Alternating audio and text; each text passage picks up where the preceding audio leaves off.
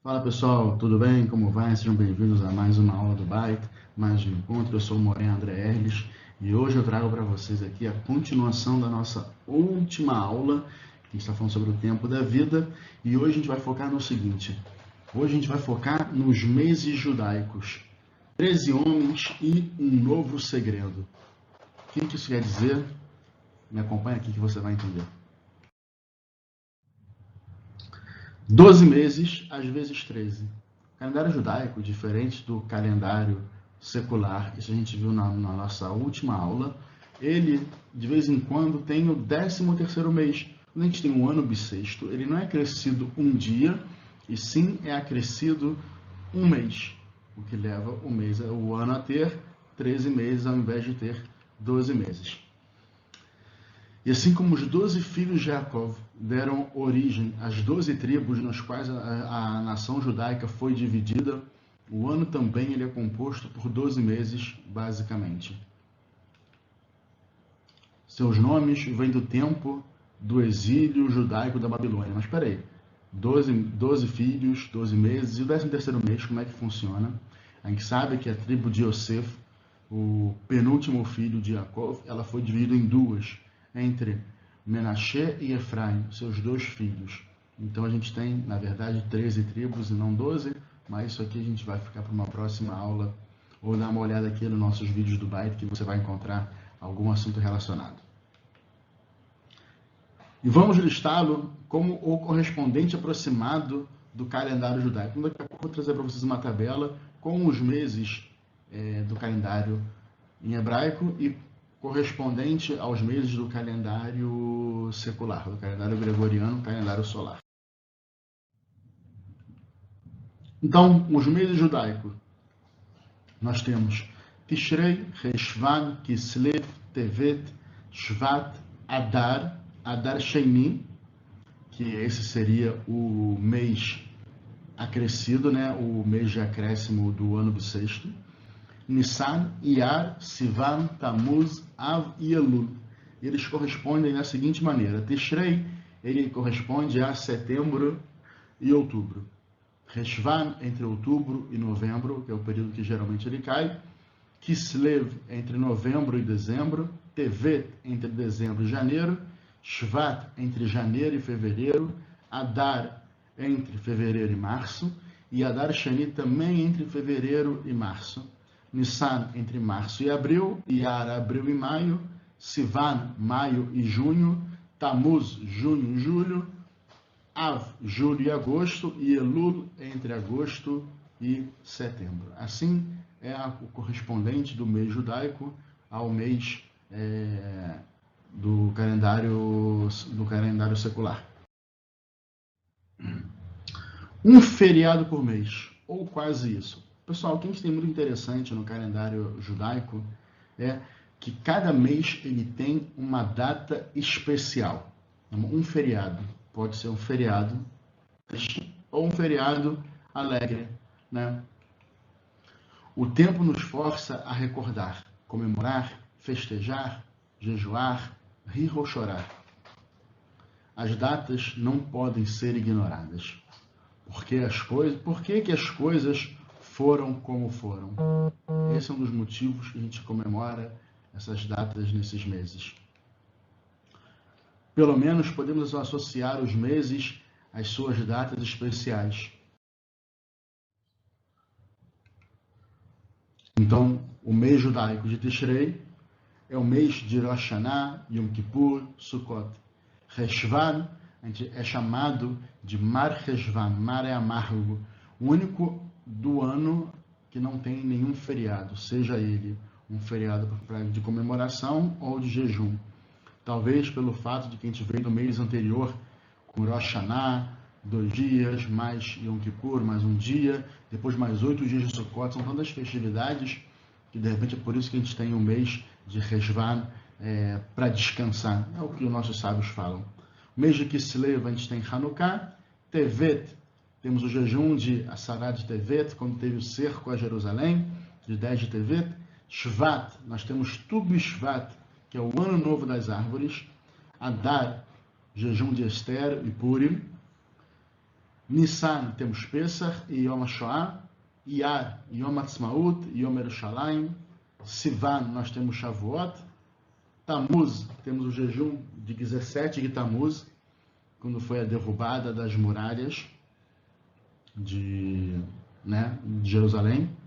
Av, Tisha B'Av, que é quando a gente fecha as 3 semanas de 17 de Tammuz até Tisha B'Av, desde a derrubada dos muros até a destruição do templo. E Elul, que é um mês dedicado às orações especiais, é um mês de preparação para a gente poder entrar em Rosh Hashanah e Yom Kippur, em Sukkot. 2 anos novos, ou seriam 4? A gente vai entender aqui, vamos trabalhar 2 anos novos que tem no calendário judaico, e a Guimará fala, na verdade, em 4 anos novos, tá bom? Vamos entender aqui 2 deles. Uma diferença importante entre o calendário judaico e o calendário secular é que o calendário secular tem 1 ano novo e o calendário judaico tem 2 anos novos. Mas isso, pessoal, não significa bebedeira em dobro, não significa que agora a gente tem 2 datas para fazer festa e encher a cara. Beber não é o modo que os judeus se despedem do ano velho e recebem o ano novo. O novo início tem muito mais a ver com um processo sério de introspecção do que com encher a cara. Então, por que 2 anos novos? Por que então que o calendário judaico ele traz esses 2 anos novos? Porque quando Deus tirou o povo do Egito, ele declarou: este mês será para vocês o primeiro dos meses. Lembra quando a gente falou na última aula sobre o mês de Nissan, Rosh Chodesh Nissan? Então Deus falou: esse aqui é o primeiro do mês, o primeiro ano dos meses. Ou seja, o ano novo pela Torá é o mês de Nissan. Mas o ano novo que a gente comemora, geralmente, é o ano novo em Rosh Hashanah, é o ano novo de Tishrei. O mês do Êxodo, Nissan, deve ser comemorado como o primeiro mês por marcar o nascimento de uma nação do povo judeu. Entretanto, o mês de Tishrei nos remete a um outro início que comemora a criação do homem e da mulher. Tá bom? O Rosh Hashanah, quando a gente comemora o Ano Novo, a gente comemora o nascimento de Adão. Adão ele foi criado em 1º de Tishrei. Então, esse é um dos motivos que a gente comemora, dá um enfoque maior. O Rosh Hashanah ele fica em Tishrei. E como a gente falou também na última aula, como é que o centro da atenção do mundo não somos nós, judeus. O centro da atenção do mundo é o homem. Então, a gente comemora o nascimento do primeiro homem, esse é o ano novo, e também a contagem do ano é a partir dele. Não é a partir da criação do judaísmo, e nem mesmo quando Deus falou que seria o primeiro ano do ano novo judaico. Há 2 anos novos, porque há 2 momentos principais que merecem reconhecimento anual. Assim como a criação do mundo e o nascimento do povo judeu mantêm uma relação na vida real, também coexistem TGA e Shabbat. Você já ouviu falar disso? Já conhece? Então, vamos ver um pouquinho isso. TGA Fridays. Graças a Deus é Shabbat. Thank God is Fridays. Thank God is Shabbat. Graças a Deus é o Shabbat. A vida é o que acontece conosco quando estamos fazendo outros planos, disse Thomas Lamance. Não era judeu, era apenas um filósofo. Infelizmente, para a maioria das pessoas, a vida é muito corrida para pararmos e pensarmos sobre ela. Vivemos e esquecemos por que vivemos. Antes de percebermos o que aconteceu, a vida passou. A vida pode ser resumida em 3 palavras: pressa, preocupação e sepultamento. Pesado isso, né, pessoal? Como vimos, o judaísmo se preocupa muito com a contagem do tempo. Assim, além das datas quase mensais que nos forçam a refletir sobre questões importantes, nenhuma semana pode passar sem o seu dia de descanso. Por 6 dias estamos ocupados com o físico, voltado para as necessidades do corpo. Pelo menos uma vez por semana, no 7º dia, temos que nos recarregar espiritualmente e cuidar das nossas almas. Por 6 dias vivemos preocupados com o como, E a cada 7 dias mudamos o foco da existência para o porquê. Por que os dias não têm nome? Não sei se vocês pararam para perceber isso, pessoal, mas o Shabat é o mais do que um dia. Ele é o objetivo da semana. É por isso que o judaísmo não tem nomes para os dias da semana. Como assim? O judaísmo ele fala Yom Rishon, Yom Sheni, Yom Shelishi, Yom Revi'i, Yom Hamishi, Yom Shishi, Shabat. Ou seja, primeiro dia, segundo dia, terceiro dia, quarto dia, quinto dia, sexto dia, Shabat. Shabat ele é o objetivo da semana.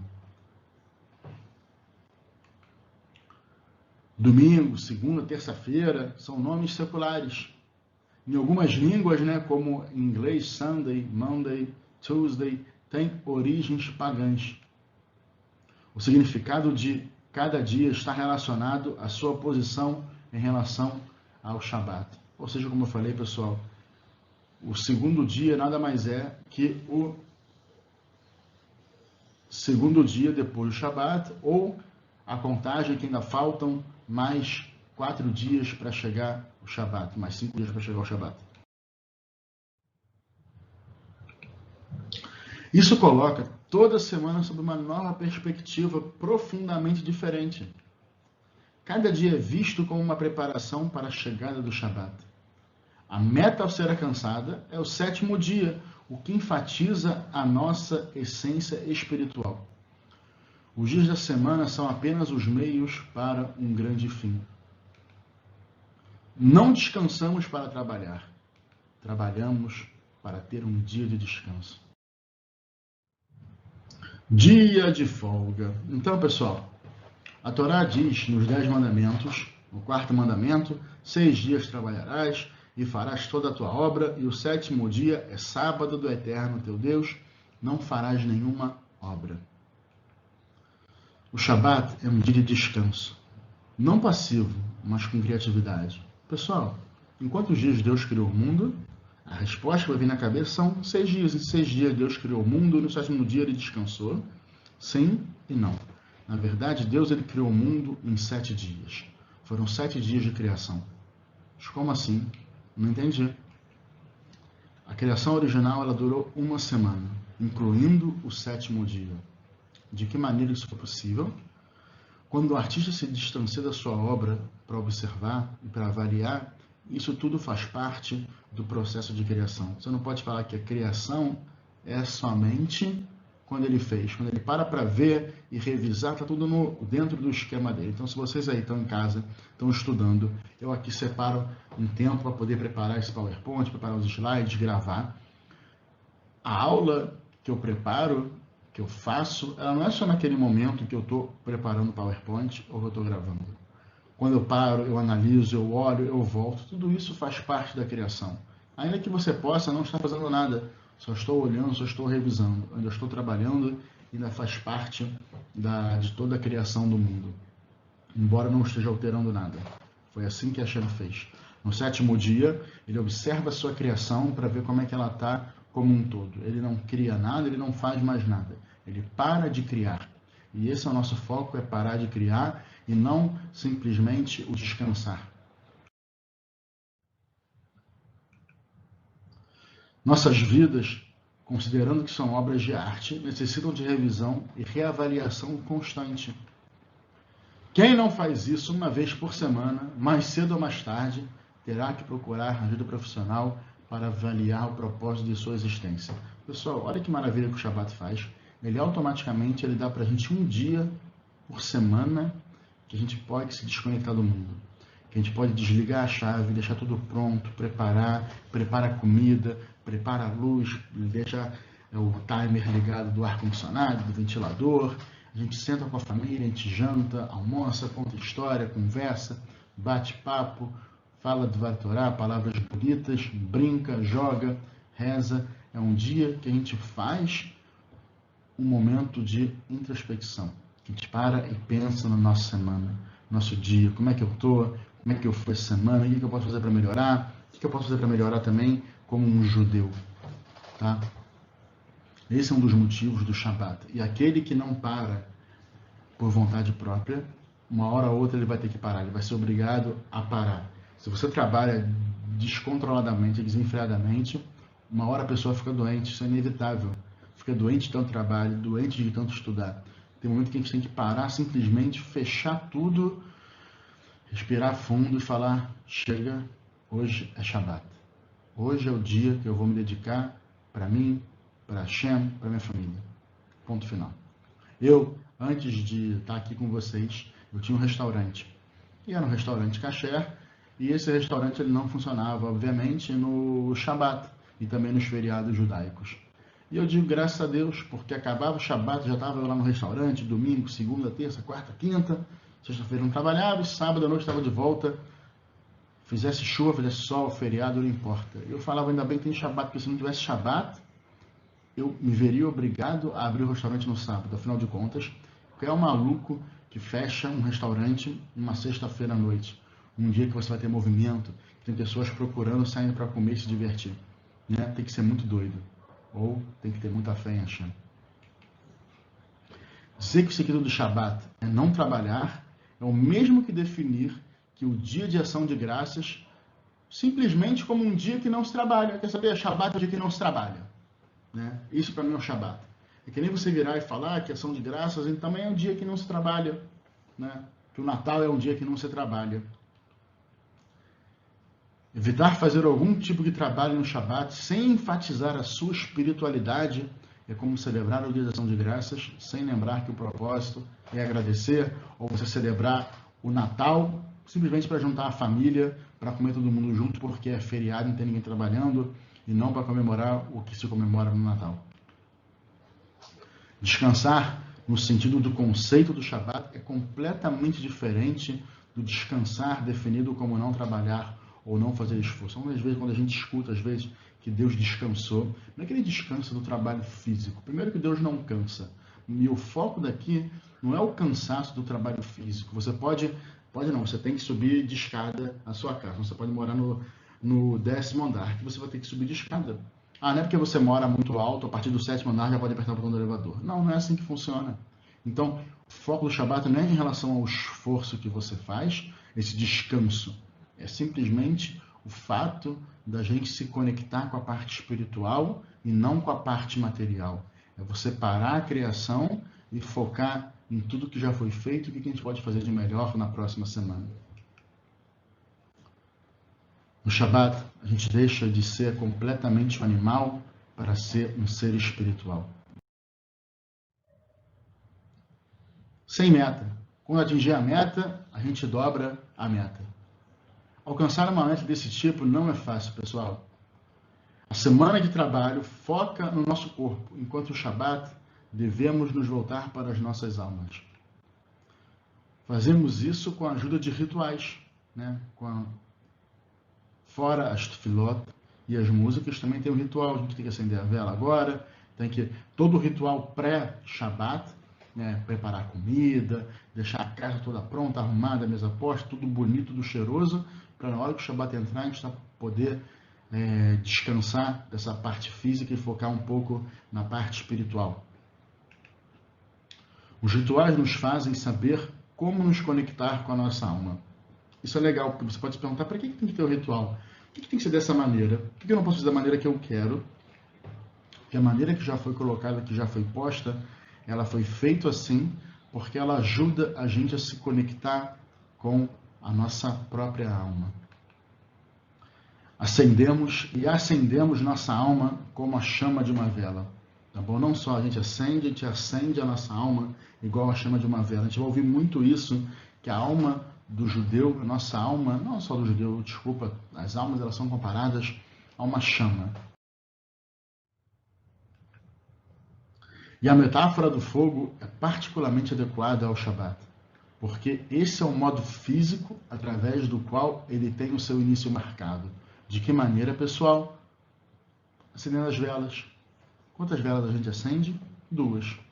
Uma vela simboliza a alma e a segunda vela, as 2 velas simbolizam a ideia mística de que o Shabat concede aos seres humanos uma alma extra. Tem vários significados, tá bom? De 2 velas, Shamor Vezachor, que a gente tem nos 10 mandamentos, quando Hashem fala a primeira vez, quando a gente tem na Torá, está escrito Shamor, Etomah Shabbat Lekotshó, e guardarás o dia do Shabbat, isso vai santificá-lo. E depois, quando Moshe ele repete tudo o que o povo passou no deserto, fala de novo dos 10 mandamentos, está escrito Zachor Etomah Shabbat Lekotshó, né, de lembrar o dia do Shabbat e de santificá-lo. E aí tem lembra, guarda. No Lechadodi que a gente canta, tá lá, primeiro estrofe, Shamor Bezachor Bedibur Echad. Shamor e Zachor, guardar e lembrar, Bedibur Echad, foram ditos uma palavra só. Uma palavra só, quando Hashem falou os 10 mandamentos, ele falou Shamor e Zachor. Então, primeiro ficou Shamor e no outro ficou Zachor. Enfim, tem outros significados de porque 2 velas, mas a gente está focando aqui na alma. Então, uma vela é a nossa própria alma e a segunda vela é a alma extra, Tosefet Neshama, que a gente recebe no Shabbat. A iluminação oferecida pelas velas é um símbolo da presença divina. Através das velas do Shabbat, Hashem se faz sentir nos lares como a fonte mais importante para a continuidade e sobrevivência do judaísmo. A mulher da casa tem a honra de cumprir o ato sagrado de acender as velas do Shabbat. Pessoal, olha só que especial. A gente sabe que isso aqui tem um simbolismo muito forte, né? Que as velas do Shabbat, ele traz essa continuidade do judaísmo, essa luz para dentro de casa. Muitas famílias, ainda que ainda não cumprem toda a Torá, todos os mandamentos e tudo mais, lembra lá, acende a velinha, acende a vela antes do Shabbat, faz questão de acender as velas, e essa honra, ela cabe à mulher da casa. Se a mulher não está em casa, né, se só está o homem, se o homem mora sozinho, né, se tudo mais, seja lá qualquer motivo, o homem está viajando, ele sim pode acender as velas, mas a honra, ela cabe à mulher. A gente tem a história de Sará e de Rivká. Sará, a esposa de Abraham, ela acendia as velas de Shabbat, e as velas do Shabbat dela duravam uma semana inteira, até a sexta-feira seguinte, quando ela acendia de novo as velas do novo Shabbat. E fala, quando Sará morre, acaba a luz da casa de Abraham, até que chega Rivká, aquela moça bonita, bela, que vem casar com Yitzhak. E quando ela casa com Yitzhak e ela volta a acender a luz das velas dentro da casa de Yitzhak, volta esse milagre da vela durar a semana inteira, né? Isso aqui é uma história, um midrash que tem da Torá, mas aqui mostrando a força e o simbolismo que a vela tem, que o acendimento da vela tem para a mulher, pela mulher, dentro do judaísmo. Mais do que um castelo, o lar é o seu templo sagrado, aonde a mulher, ela é a grande sacerdotisa. Com esse ato, a esposa, a mãe, mulher, não importa, é reconhecida como uma pessoa que traz calor e iluminação à sua família. Vinho e halá. O vinho é o símbolo tradicional da felicidade e de ocasiões festivas, né? Tem que ter festa, tem que ter álcool, tem que ter vinho. A refeição familiar deve ser alegre. A gente sabe que como eu falei, além da festa tem que ter vinho, tem que ter pão, né? Tem que ter pão e vinho. Tem que ter o sustento, tem que ter o álcool para a gente poder se alegrar. Por isso antes de comer é recitado o Kiddush, a santificação, sobre um copo de vinho, quando se reconhece que Deus é o Criador e que o Shabbat é um dia santo, é um dia Kodesh. A halá tem um gosto pessoal, tem um gosto especial. Pessoal, quem já comeu halá, sabe que a halá tem um gosto próprio, gosto de halá. O que é halá? Você pega aquela massa de halá e você fizer um formatinho de pão de hambúrguer, e não vai ter gosto de halá, é pão de hambúrguer. Agora, quando você trança a halá, faz aquele pão trançado bonito, coloca ele na mesa de Shabbat, ele tem um gosto todo especial, um gosto todo diferente, que só a halá e que só o Shabbat podem conferir para esse pão. Não tem uma mesa de Shabbat que você não senta, vai comer halá, todo mundo, que halá gostosa, que halá deliciosa, de onde é que veio, é difícil você sentar, e alguém fala, nossa, que halá ruim. Não importa, toda halá é especial. A santidade que tem naquele momento torna tudo aquilo muito mais especial. Assim, passamos as refeições em famílias, amigo, bebendo, cantando, contando história. A gente liga o material ao espiritual. Como com a própria comida, quando a gente faz as bênçãos, quando a gente faz as brachot, a gente está vendo uma forma de conectar o espiritual com o material. Mas tudo que é bom dura pouco. O fim do Shabat é muito traumático para a nossa alma. Os judeus têm que deixar o sagrado e voltar ao mundano, voltar ao secular. É aquele momento que a gente vai se desconectar da parte espiritual e voltar a se ligar à parte material. E essa transformação é marcada por um ritual muito bonito, conhecido como Havdalah, que significa o quê? Separação. Além de uma bênção de agradecimento a Hashem pela capacidade de fazer distinções, o serviço da Havdalah faz uso de uma série de belos simbolismos. Se você nunca acompanhou a nossa Havdalah do Beit, você está perdendo. É só ficar ligado, entra na nossa página do Facebook, que todo sábado à noite, às 6h30, temos a nossa linda Havdalah com todo mundo junto. Assim como a chegada do Shabat foi marcada com o acendimento das velas, a sua partida é sinalizada por uma chama, mas por uma razão completamente diferente. O Midrash descreve como que Adão ficou assustado ao ver que o sol do seu primeiro dia havia ido embora. Pessoal, imagina só Adão, ele foi criado, ele foi a última coisa da criação e de repente, bum, virou a noite, o sol foi embora. Falou, meu Deus, o sol, e agora o que eu faço? Cadê? Está frio, está escuro, o que eu vou fazer? No dia seguinte o sol voltou. Olha que loucura, pessoal. Para a gente é uma coisa simples, mas olha que coisa doida para quem nunca tinha vivido isso na vida. Então Deus ensinou a fazer fogo para iluminar a escuridão e aquecê-lo no frio da noite. Tá? Deus ensina Adão a fazer o fogo na noite seguinte, né? Já no sábado à noite, quando o Shabat já tinha acabado. E com o fogo, o homem pôde cozinhar, forjar metais, começar a controlar a natureza. Olha a diferença aqui que a gente também tem, pessoal, da vela da Havdalah para a vela do Shabat. No Shabat a gente acende duas velinhas. A vela da Havdalah, a gente tem aqui uma vela, como vocês estão vendo aqui na foto, é uma vela trançada. Né? O que quer dizer isso? Geralmente, não precisa ser uma vela trançada, mas tem que ter mais de um pavio, de forma que fique igual uma fogueira, não deixa de ser uma velinha e vire uma fogueira. Porque foi assim o primeiro contato que Adão teve com o fogo. Os gregos têm uma lenda sobre Prometeu, que foi condenado pelos deuses pagãos por ensinar as pessoas sobre a arte de fazer o fogo.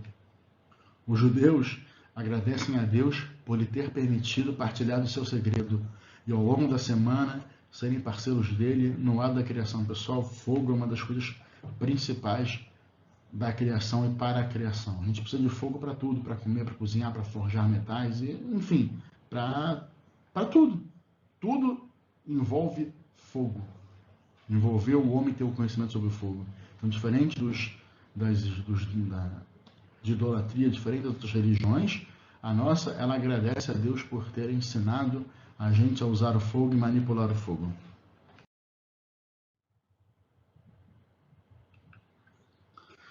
Os participantes da cerimônia de Havdalah aproveitam a luz da chama e olham para as unhas do dedo. Você deve ter se perguntado por que quando no meio da reza alguém levanta a velinha, a gente vai lá com um dedinho e olha a vela, o que é isso, o que simboliza, o que está acontecendo? As unhas são uma parte do corpo que crescem a olhos vistos.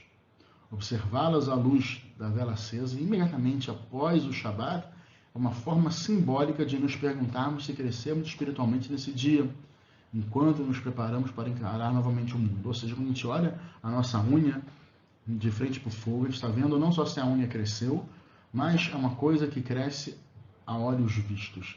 Sei lá, mas o cabelo também cresce, tá bom, mas como é que eu vou olhar meu cabelo? Então, a unha você olha de forma mais fácil.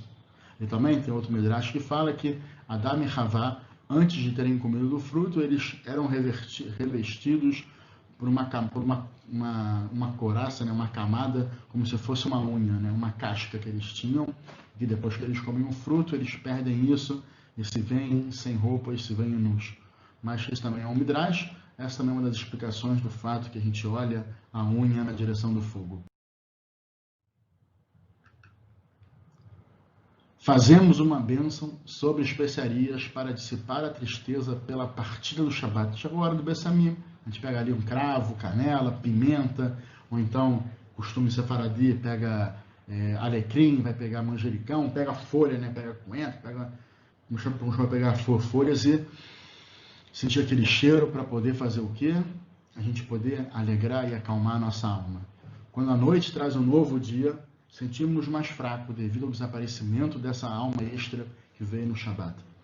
E precisamos ser reanimados por uma fragrância forte com cheiros. Pessoal, isso é tão verdade que vocês verem aí, quem já viu macumba na rua aí, sempre vai ver que tem comida, tem charuto e tudo isso. Por quê? Porque a alma, ela sente cheiro. Então, a gente acalma a nossa alma, a gente sente o cheiro bom. Nossa alma que ficou, ela está triste porque o Shabat acabou e porque aquela parceira dela, aquela alma extra foi embora. Então, a gente sente um cheirinho de uma coisa gostosa e dá uma acalmada na nossa alma. E por último, pessoal, um copo de vinho que simboliza, do mesmo modo que nos alegramos durante o Shabat, devemos nos sentir felizes pela oportunidade de iniciarmos mais uma semana de trabalho e contribuirmos com a sociedade e com o progresso do mundo. A Havdalah nos propicia levar um pouco do Shabat para os dias da semana. Na cerimônia, nós ativamos todos os 5 sentidos: olfato, a audição, o paladar, o tato. Tudo isso a gente ativa durante a Havdalah. E por fim, deixamos partir esse dia que nos renovou e agradecemos a Hashem por permitir que utilizemos nossos 5 sentidos com sabedoria ao longo da semana que está apenas se iniciando. Então, pessoal, a gente vê a importância da Havdalah, a importância que a gente tem de fechar o ciclo do Shabat da mesma maneira que a gente inicia. A gente inicia com a vela e com bênçãos, a gente também finaliza com vela e com bênçãos. Também inicia com Kiddush, finaliza com um Kiddush. Tá? E mais importante, o sentido do Shabat, o motivo do Shabat. Shabat, ele está aqui para quê? Para ser um dia de introspecção, um dia que a gente pode parar e refletir. E agora, pessoal, no meio dessa loucura que a gente está vivendo, nada mais simbólico ou sugestivo do que a gente poder parar e refletir. Já que a gente não está podendo sair, a gente não pode fazer nada, está todo mundo ficando louco em casa, agora que a gente pode parar, desligar a TV, desligar o celular, desligar o computador e deixar um pouco o material de lado e focar um pouco no espiritual. Shabbat Shalom.